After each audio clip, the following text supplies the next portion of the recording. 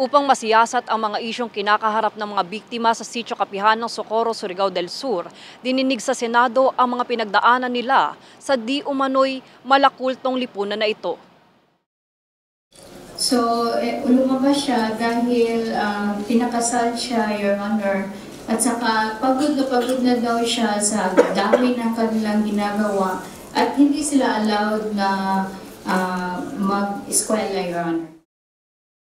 Kamakailan base sa pagsisiyasat ni Senadora Risa Hontiveros, ang Socorro Bayanihan Services Incorporated o SBSI na kilalang Omega de Saloner ay isang samahan lamang.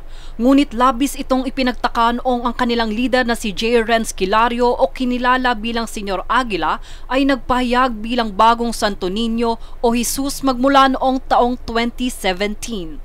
Tawag po ni Mr. Florano kay J. Renz Aguila ay Senyor Aguila. Na yun yung pagkakilala ng mga tao sa Kapihan, sa Bayanihan. Yun yung pagkakilala nila, ma'am. Haring Aguila na reincarnation ng Diyos at reincarnation ng Santo Niño.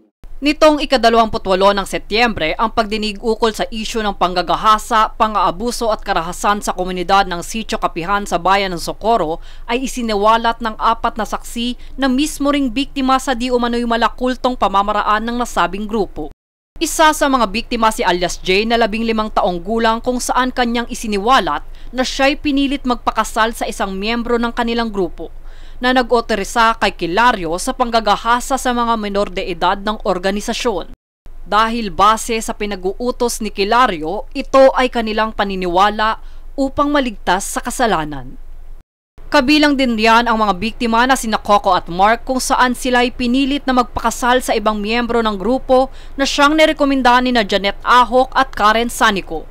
May mga insidente rin ng panggagahasa na naganap ukol sa mga biktima dahil inatasan ni Senyor Aguila na ang lahat ng mga kinasal na dalaga na makipagtalik sa kanya.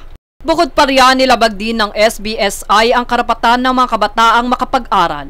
Dahil sa murang edad, kung hindi sila pinipilit magpakasal, ang iba naman rito'y pinag-iensayo upang maging sundalo. Kahit harap na eskwela, kami isang 12 yung edad, hindi mo masukat.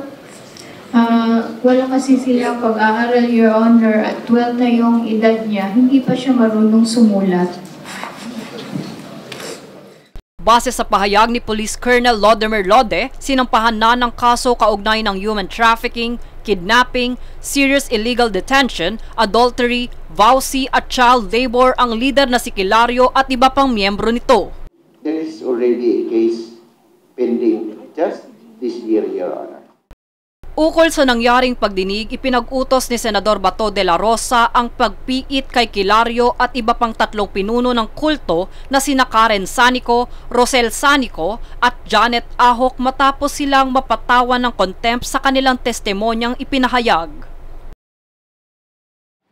Jade Buhoy, nag-uulat para sa One Media Network.